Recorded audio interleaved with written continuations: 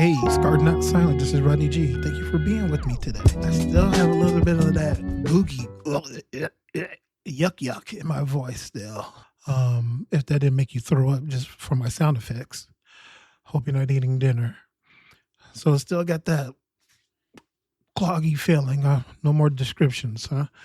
Kind of stuffily. The night times, I wake up a little clogged up.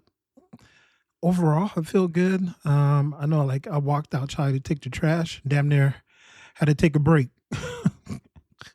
I damn near had to take a break anyway. I'm so out of shape, but especially with my lungs filled with whatever is in there. So I'll go throw the trash out. I come back huffing and puffing because I still have to go upstairs. I have a flight of stairs to come up. Oh my gosh! So by down there, I'm on my hands and knees climbing up the stairs. No, see, it's got that. I'll let you get to hear that Mucinex not working right now. I haven't used it, so in case I need a sponsorship, it has been working very well. I just haven't used it for several days in case I need to get a promo for them. Because like you said, you start feeling better, you start taking some of your medicines, and so, and I don't know if I want to take that Mucinex all the time anyway, unless I really, really have to, because my INR went back up. See, this INR, let's get on this a little bit, because I think it's kind of relevant to what we're talking about. So throughout those years of doing my dialysis, from what they believe, I had developed possibly like a heart defect. Now, I had played sports from middle school, or not middle school. Middle school. I played like basketball for a league, whatever. But like when we talk about real competitive, I played, football, high school, college, and then a year or so in semi-pro. So I've always had been active and hadn't noticed a lot of issues happening. I know when I was younger, like I used to get bloody nose, and my dad would attribute it. It's like my dad would go, "Oh, yep, because you got high blood pressure." But I had to go get school physicals all the time, and nobody never said anything about having high blood pressure as a kid. Maybe it was just a dry nose during the summertime because it only happened in the summer. So in Iowa, you had humidity, of course, but sometimes you had that was a little dry. I don't know what happened. And so as a grown up, though, I had the kidney disease, and then I started having high blood pressure. So I didn't have high blood pressure issues until I was diagnosed with the kidney disease, because obviously by then my kidneys were already shutting down, which helps regulate your blood pressure. And so then I went on dialysis, as you know, the whole story. And then when it came to do the workup for the transplant list, I had to go and get the heart looked at, and they noticed that I had like a little murmur, if you will. And I know I told you this way in the beginning, but I told you I would elaborate it later. And so that heart was the valve wasn't closing all the way, which was allowing for blood to push back up in there. It's not supposed to push back up in there. And it wasn't like a major issue at the time. Well, let's put it this way. Getting a kidney was more important than working on that valve, because that valve was small at the time. And if I would have had to go and get that valve worked on, obviously that would have stopped everything for my kidneys and then just pushed everything along again. And we know how difficult it is to get a kidney. So we opted to, maybe we'll come back and look at the heart and check it out. Well, I didn't think nothing of it really until a little bit after I had got the transplant. And then COVID came around, and I had always had it in the back of my mind, like, I need to go get this heart checked out. I need to get my heart checked out. And I finally went and got my heart checked out. And I noticed sometimes when I was walking, it was a little more labor breathing. And then our family had went to San Francisco for a vacation, and it was with the in-laws, so my in-laws, and we was in this nice fancy hotel that we were staying in, but it was on a big ass hill. The hill was so big. The hills are outrageous in San Francisco. Like you see them on TV, um, but it is no joke. And there's so many. Like if you want to go downtown, you have to go down the hill. If you need to go up somewhere, you have to go up the hill, and then maybe you have to go back down the hill, and then you could catch the trolley car. But we didn't catch the trolley car. And then I think somebody even said, "Hey, you could jump on and off of them." I'm like, "Hell with you! I'm not jumping on and off a trolley car. I already got a heart problem and got a new kidney. What it look like I'm trying to jump off this trolley car and hit the pavement." Oh gosh, talking about having blood clots. So anyway, I didn't opt to do the San Francisco treat, so I wasn't trying to jump off and on this trolley car. But there was a couple of times that we walked down the hill because there was some restaurants and some marketplaces. And by the time we came up, we all went to the lobby because we was trying to figure out what we was gonna do because we had dinner at night. So we're all sitting down there, and by that time, like I had a little sweat breaking off on my forehead, and I'm sitting in the lobby of this plush hotel, and I must have fell asleep because my mother-in-law was like, "Rodney, you okay?" And I go, "Oh yeah, I'm good. I just I was tired, so I just drifted off and took a nap." She said, "I was worried about you because you just instantly fell asleep." Which is kind of similar to when I had the kidney disease, and my wife said the same thing. Like you just were talking, and all of a sudden, your eyes start to close and you'll fall asleep. Well, I knew what the issue was. I knew I needed to have the surgery for my heart at the time, and it was scheduled. But I continued living my life like I'm supposed to do. And the doctor even said you could hit the floor. He said you could die right there. When I was in the doctor's office to speak with him, so it definitely got worse. And I could, just feel the breathing between me being out of shape and my heart. So eventually, I know that the surgery was going to have to happen, and it definitely did happen. It happened. It happened in 2023. The heart surgery did, and the reason why they had to do it, like I said, because of the valve, but they didn't exactly know if I had a birth defect as a kid or if the heart valve started to calcify because of the dialysis. And that's why it's important when they say take your binders, right? Because that's what your binders is supposed to help with the calcification of your arteries. I don't know about the veins, and like I said, I'm not a doctor, but it's supposed to help with that calcium buildup.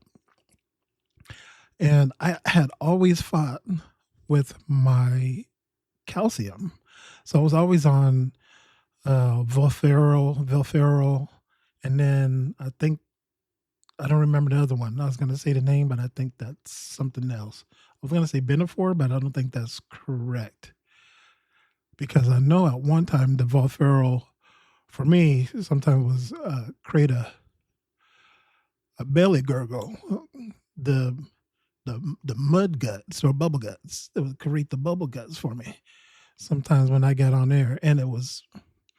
I hope you're not eating now, but it was weird because it freaked you out. Because some reason, I guess, I don't know what it looks like. Like I don't know what the calcium or the phosphorus. I don't know what phosphorus looks like. So it would turn like your poo like mossy green. It was kind of weird, and it had a little different smell to it. So definitely could tell you was taking a medication. But most of the times I feel good, but after you take it, you get that little rumble in your bubble guts. You better not be on the bus because you're in trouble. You're gonna have loose booty. We call it. You're gonna have the loose booty. Running around in San Diego with loose booty. And luckily, San Diego is huge, so you could find a bathroom somewhere. But you live out in the country and you take a little Volfero, you might be hiding behind a haystack doing the loose booty. That's your new word for today, loose booty. Make t-shirts. So yeah, but I was good some days, and some days I wasn't the best taking because I didn't want to experience the loose booties. But even though it was supposed to help with the calcium buildup or the phosphorus buildup. So fast forward. That was my fast forward sound. I don't feel like doing the cut and paste of the fancy sounds. Needed a heart valve transplant or a replacement, which means you could either get like a bovine one, which is like the cow. It's made out of cow something. I don't know what part of the cow. Like some Nike tennis shoes or something. I don't know. I don't know what it's made of, but it's like cow skin, I guess. And it has like a little flappers on there to keep it flapping. Or you could get a metal one. And the metal one also has a little flapper. But the difference is the metal one, like you have like this 20-year or 25-year shelf life with it, right? So with the bovine one or the cowskin one, I think it is 10 years, 10, 15 years that you may need to go get it replaced.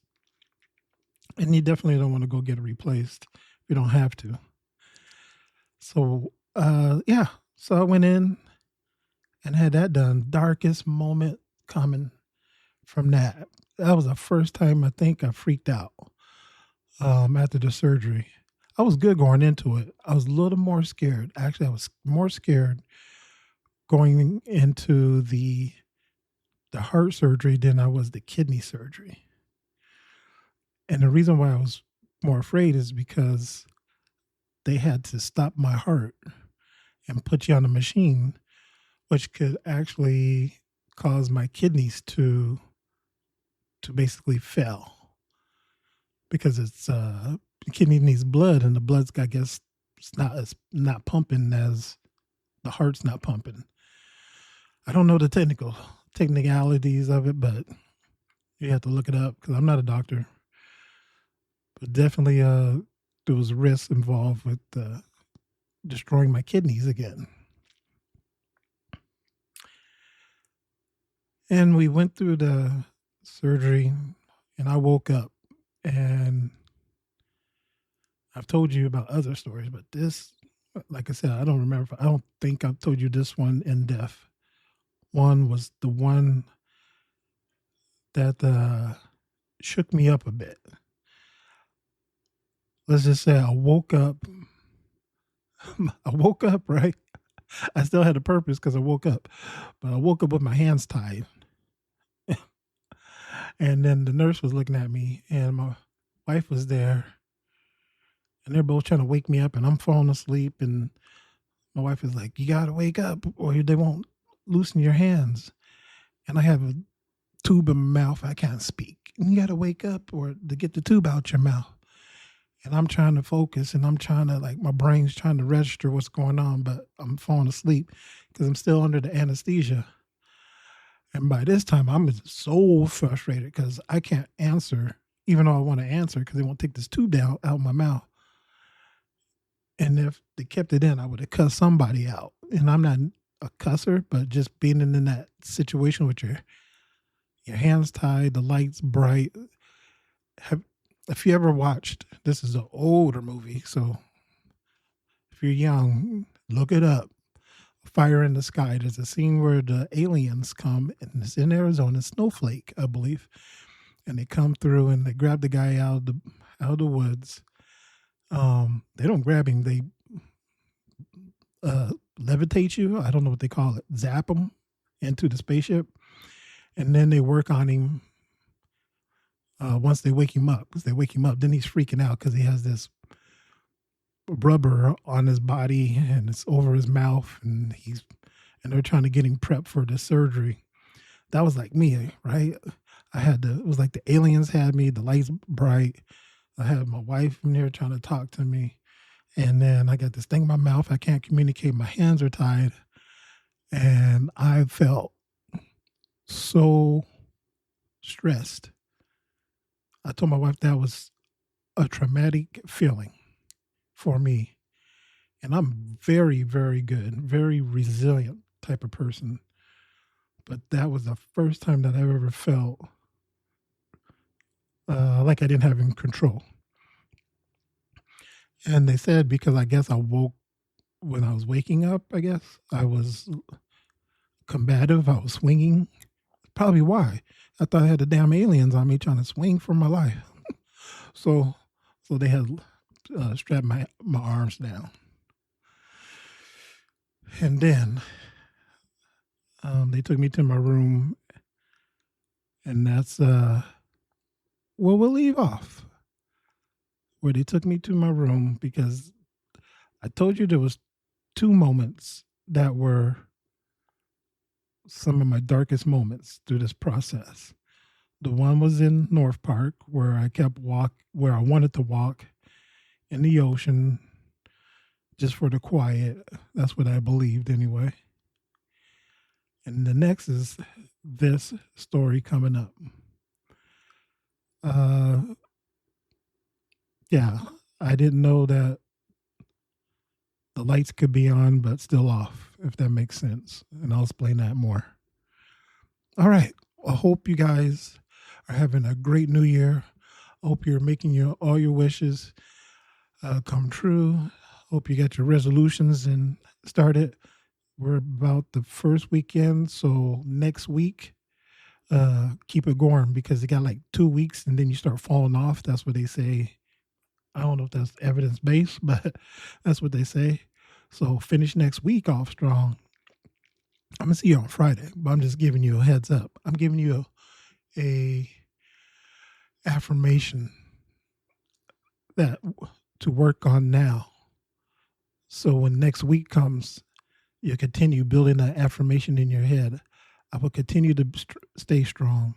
I will continue to go to the gym. I'll continue to put down the Big Mac. I will get a single patty instead of a double patty. I will not fry my fish. I will boil it or broil it, not boil it. I gave you some free tips there. So Scarred Not Silent, this is Rodney G. You could go on www.scarrednotsilent.com to get all the shows. Also there, I haven't mentioned it in a while because it's still dry, but there's a little place in there if you want to help me out, just to put a little cha-ching in my bank account. That would be greatly appreciated. So you could do that through that website as well. And then also, listen, this is a challenge to you guys out there. So go ahead, send me some questions. Send me some questions that you have. You could do that at scarrednotsilent@gmail.com. Scarrednotsilent@gmail.com. That was my ring. Sorry, bounced my ring off of my desk. But go ahead and send that in to me, and then I'll look at them and then see if I can answer some kind of like on air, like right now. And if you have anything deeper, just go ahead and send me an email, and then see if I'll discuss it. Some of it I may, some of it I may not, but we'll just see. You won't know if you don't do it. Just like if you don't wake up, you definitely won't have a purpose. So what I need you to do is wake up so you can continue your New Year's resolution. All right.